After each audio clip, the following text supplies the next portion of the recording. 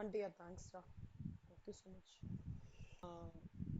ஒரு பர்சன் வந்து ஒரு எம்ப்ளாயர் வந்து ஒரு பர்சனுக்கு வந்து சர்வன்ஸ் கொடுக்குறாங்கன்னு வச்சுக்கோங்களேன். எம்ப்ளாயியே அப்பாயிண்ட் பண்ணுறாங்க இல்லை எம்ப்ளாயரே அப்பாயிண்ட் பண்ணுறாங்க அப்படின்னா, அதாவது இப்போ வாட்ச்மேன் எம்ப்ளாயரே அப்பாயிண்ட் பண்ணுறாங்க, மெய்டு சர்வெண்ட்டையும் எம்ப்ளாயரே அப்பாயிண்ட் பண்ணுறாங்க. அந்த மாதிரி இருந்து அந்த எம்ப்ளாயர் வந்து ஸ்பெசிஃபைடு எம்ப்ளாயியாக இருக்காங்கன்னு வச்சுக்கோங்க. ஓகேவா? அதாவது கேஸ் ஏ சொல்கிறேன் சொல்லும். ஸ்பெசிஃபைடு எம்ப்ளாயியாக இருக்காங்கன்னா டாக்ஸபிள் 12,000 இன்ட்டு 12 எல்லாமே டாக்ஸபிள். ஸ்பெசிஃபைடு எம்ப்ளாயியாக இல்லை அப்படின்னா டாக்ஸபிள் கிடையாது. நல்லா புரிஞ்சுக்கோங்க. when an எம்ப்ளாய் ஒரு ஒரு ஒரு இண்டிவிஜுவலுக்கு கம்பெனி வந்து சர்வெண்ட் கொடுக்குறாங்க. அந்த இண்டிவிஜுவல் ஸ்பெசிஃபைடு எம்ப்ளாயியா இல்லை அப்படின்னா நான் ஸ்பெசிஃபைடு எம்ப்ளாய். ஸ்பெசிஃபைடு எம்ப்ளாயினா யாரு?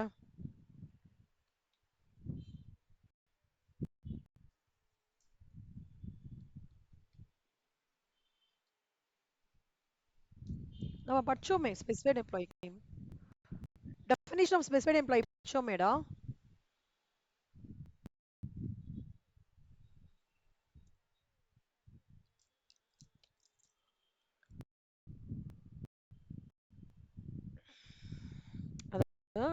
ஸ்பெசிஃபைடு எம்ப்ளாயின்றது வந்து ஜென்ரலாக பெனிஃபிஷியல் ஓனர்ஸ் ஆஃப் ஷேர்ஸ் எடுத்துப்பாங்க with 20% or more of the companies voting ரைட்ஸா. ஓகேவா? அது ஒரு விஷயம். இன்னொன்று என்னன்னா ஸ்பெசிஃபைடு எம்ப்ளாயிக்கு வந்து taxability of certain perquisites benefits provided by the எம்ப்ளாயரோடது வந்து அவங்க என்ஜாய் பண்ணுவாங்க. ஓகேவா? பர்குசைட் சிலது தான் ஸ்பெசிஃபைடு எம்ப்ளாயிஸ்க்கு taxable, not for all the employees. எதெல்லாம் டாக்ஸபிள் பார்த்தீங்கன்னா இந்த sweeper, Gardner, watchman, gas, electricity, water அதெல்லாமே ஸ்பெசிஃபைடு எம்ப்ளாயிக்கு எல்லாருக்கும் டாக்ஸபிள். ஓகேவா? ஸ்பெசிஃபைடு எம்ப்ளாயி இல்லைன்னு வச்சுக்கோடா, அதெல்லாம் அவங்களுக்கு டில் டாக்ஸ்.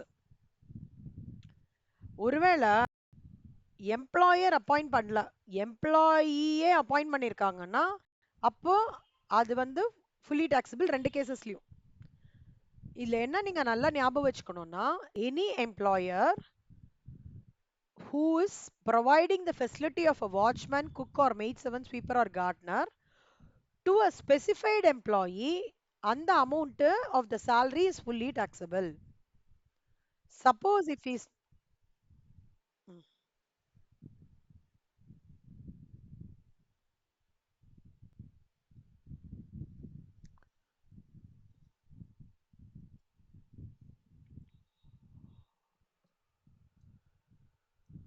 என்னடா என்னோட இதுலயே இருக்குமே என்னோடது. ஒரு நிமிஷம் இருங்க.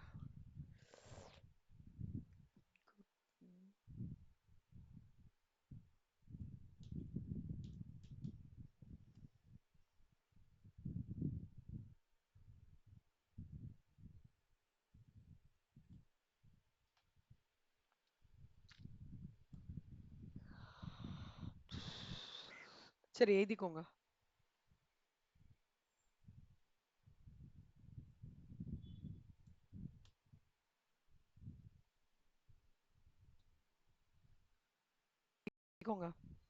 எனி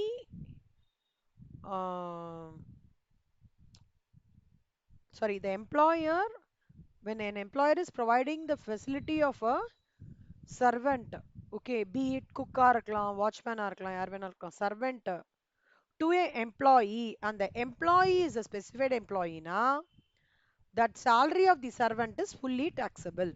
அதான் clause. புரியுதா? சின்ன நோட்ல தானே எழுதிக்கிறீங்க? குட். அடுத்தது இது கொஞ்சம் gas, electricity or water facility.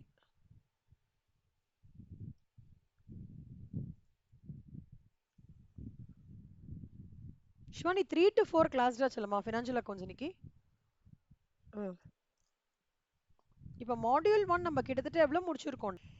So இன்னைக்கு நான் ஃபினான்ஷியல் அக்கௌண்ட்ஸ்ல கன்சைன்மெண்ட் எடுக்கிறேன். ஃபவுண்டேஷன் ஸ்டூடெண்ட்டும் ஒருத்தவங்க வருவாங்க. ஸோ உங்க ரெண்டு பேருக்குமே ஒரே போர்ஷன் தான் இருக்கு ஆக்சுவலா. அதாவது உங்களது கொஞ்சம் அட்வான்ஸ்டா இருக்கும், ஆல்மோஸ்ட் அதே சம்ஸ் தான் வருது. பட் பேசிக் கான்செப்ட்ஸ் எல்லாமே அது ஒரே மாதிரியா லேன் ஆகுறது. மாடியூல் 2, மாடியூல் 3, மாடியூல் 1லாம் எழுதிட்டியாக்கண்ணா அந்த ப்ரொவிஷனு? சூப்பர். இப்போ gas, electricity or water facility. இப்போ இதுல என்ன தெரியுமாங்கண்ணா, ஒரு ஆஹ், ஒரு கேஸ் ஃபெசிலிட்டியை வந்து or electricity facility or water ஃபெசிலிட்டியை வந்து நேம் ஆஃப் த எம்ப்ளாயர் கொடுக்குறாங்கன்னு வச்சுக்கோங்களேன். அப்போ வந்து facility manufacturing cost to the ஃபெசிலிட்டியும் provided from the own sources of employer அப்படின்னா, இல்லையே நான் எப்படி சொல்றேன்டா.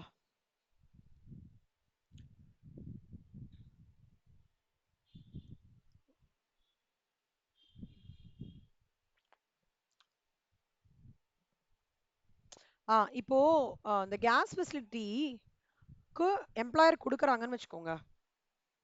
அந்த எம்ப்ளாயி வந்து சாரி எம்ப்ளாயி கொடுக்குறாங்கன்னா எம்ப்ளாயி ஸ்பெசிஃபைடு எம்ப்ளாயினா அது டாக்ஸபிள் செல்லும். இப்போ வாட்ச்மேன் குக்கு இதுக்கெல்லாம் ஸ்பெசிஃபைடு எம்ப்ளாய்க்கு எப்படி டாக்ஸபிளோ அதே மாதிரி கேஸ் ஃபெசிலிட்டியும் டாக்ஸபிள். சும்மா அதோட சேர்த்து கேஸ் ஃபெசிலிட்டியும் ஆட் பண்ணிக்கோங்க. கேஸ் எலக்ட்ரிசிட்டி வாட்டர் ஃபெசிலிட்டி அவ்வளவுதான். ரொம்ப குழப்பிக்க வேணாம். Simple. Make it simple. Next free education. இப்போ நான் வந்து எம்ப்ளாயியே படிக்கிறாருன்னு வச்சுக்கோங்களேன். எம்ப்ளாயர் கொடுக்குறாரு, எம்ப்ளாயி படிக்கிறான்னா அது டாக்ஸபிள்ல வராது. ஓகே. ஒருவேளை facility what ever is provided to the family member, அந்த ஃபெசிலிட்டி இப்போ எஸ்ஆர்எம் காலேஜ், டாகூர் காலேஜ் அந்த மாதிரி இருக்குன்னு வச்சுக்கோங்க. அதில் அந்த காலேஜை எம்ப்ளாயரே ஓன் பண்றாங்கன்னு வச்சுக்கோங்க கண்ணா. ஓகே. அப்போ அந்த காஸ்ட் ஆஃப் தி எஜுகேஷன் வந்து in a similar institution subject to an exemption of ஒரு சைல்டுக்கு 1000 ரூபாய் பர் மந்த் விகிதமா எக்ஸம்ஷன். எப்போ வாய்ஸ் லோவாச்சா? அதே தான்டா சொல்றேன். ஒரு ஒரு இப்ப எம்ப்ளாயர் நல்லா கவனிச்சுக்கோங்க. எம்ப்ளாயர் எம்ப்ளாயிக்கு எஜுகேஷனல் ஃபெசிலிட்டி கொடுக்குறான்னா டாக்ஸபிள் கிடையாது. ஒரு எம்ப்ளாயர் எம்ப்ளாயிக்கு எம்ப்ளாயோட ஃபேமிலி மெம்பருக்கு கொடுக்குறாங்கன்னா அந்த ஃபேமிலி மெம்பர் படிக்கிற அந்த எஜுகேஷன் இன்ஸ்டிடியூஷன் எம்ப்ளாயர் ஓடுதுன்னா ஒரு சைல்டுக்கு 1000 ரூபாய் வரைக்கும் அது வந்து எக்ஸம்ஷன். ஓகேவா? அதே இது எம்ப்ளாயர் ஓன் பண்ணிக்கலாம், அந்த இன்ஸ்டிடியூஷனை ஓன் பண்ணிக்கல அப்படின்னா நாட் ஓன்டு அப்பவும்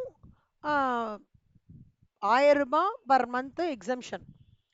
ஆனா அதுவே வேற ஏதாவது ஃபேமிலி மெம்பர்னு வச்சுக்கோங்களேன், தங்க அக்கா அந்த மாதிரி இருக்காங்கன்னா அப்ப அவங்களுக்கு இவர் ஃபெசிலிட்டி ப்ரொவைடட் இன் இது owned by the employer, that person is ஜாயினிங்னா ஃபுல்லி டாக்ஸபிள்.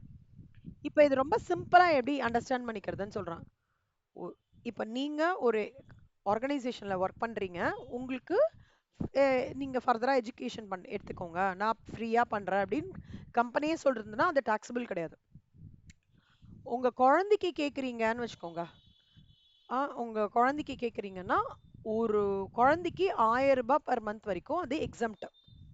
மத்ததெல்லாம் டாக்ஸபிள்.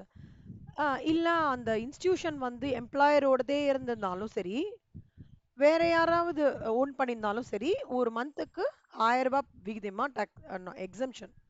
வேற எந்த சர்க்கம்ஸ்டான்சஸ்லயும் எக்ஸம்ஷன் கிடையாதுடா, டாக்ஸபிள். புரியுதா? அவ்வளவுதான். சூப்பர்.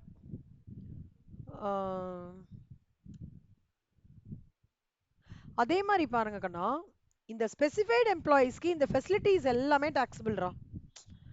கேஸு, அப்புறம் education, sorry gas, watchman, servant, electricity, இது எல்லாமே ஸ்பெசிஃபைடு எம்ப்ளாய்க்கு டாக்ஸபிள். சரியா?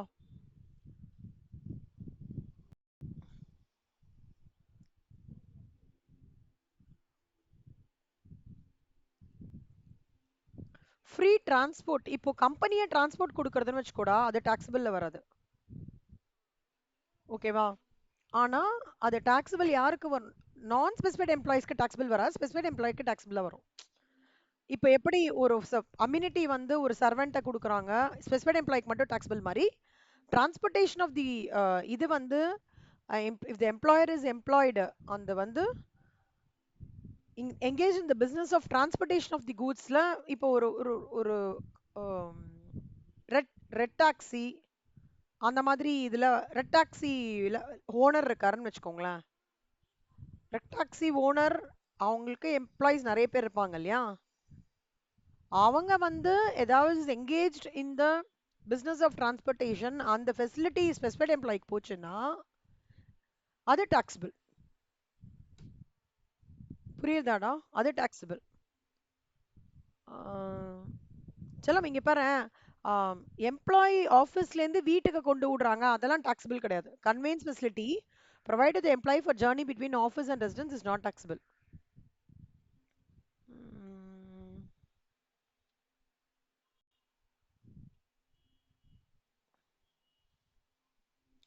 சிவானி இந்த டாக்ஸி இன்னைக்கு போதும்டா. நான் வந்து இந்த 3 to 4 ஃபினான்ஷியல் அக்கவுண்டிங் எடுப்பேன்ல, எடுத்து முடிச்சிட்டு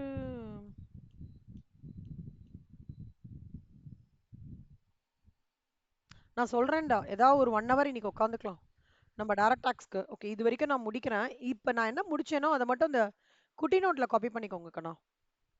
அதோட சேர்த்து இந்த டேப்லர் காலம் இருக்குல்ல, லோன் கிவன் டு எம்ப்ளாயி இருக்குல்ல, அதையும் காப்பி பண்ணிக்கோங்க. ஓகே, இப்போ நம்ம இப்போ இந்த சீக்வன்ஸ் எல்லாமே பார்த்தீங்கன்னா குட்டி குட்டி குட்டி ப்ரிவிஷனாக இருக்கும். ஸ்பெசிஃபைட் எம்ப்ளாய்க்கு என்ன, நான் ஸ்பெசிஃபைட் எம்ப்ளாயிஸ்க்கு என்ன, இப்படி தான் பைஃபர்கேஷன் சொல்ல போகிறேன். இங்கே நிறைய கொடுத்துருக்கான், அது அப்படியே சிம்பிளிஃபைடாக உங்களுக்கு சொல்லிடுறேன், ஈஸியாக இருக்கும். ஓகேவா? அதே மாதிரி ரீஎம்பர்ஸ்மெண்ட்ஸ்னு ஒரு தனி ஹெட் இருக்குடா, அது உங்களுக்கு நான் சொல்லித்தரேன். சரியா செல்லம்? அது பார்க்கலாம் நம்ம. இன்னைக்கு நாளைக்கு உட்காந்துட்டு salary ஒரு 95% முடிக்கிற மாதிரி பார்த்துடலாம். Okay, 3 to 4 financial accounting consignment ஆரம்பிக்கிறேன். ஓகே செல்லம்? டைரக்ட் டாக்ஸ் ஒரு கிளாஸ் இருக்கு, I will let you know the timing.